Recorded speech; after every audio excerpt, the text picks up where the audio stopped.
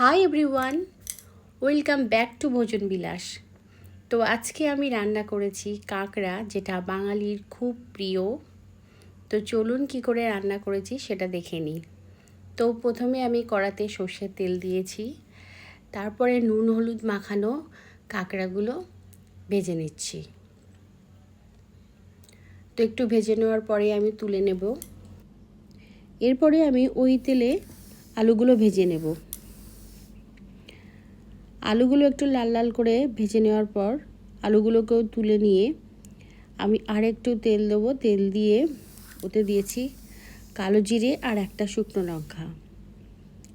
এটা একটুখানি নাড়াচাড়া করার পরে এই মশলাটা দিয়ে দেবো। এর মধ্যে আছে পেঁয়াজ, আদা, রসুন, টমেটো আর কাঁচা লঙ্কা।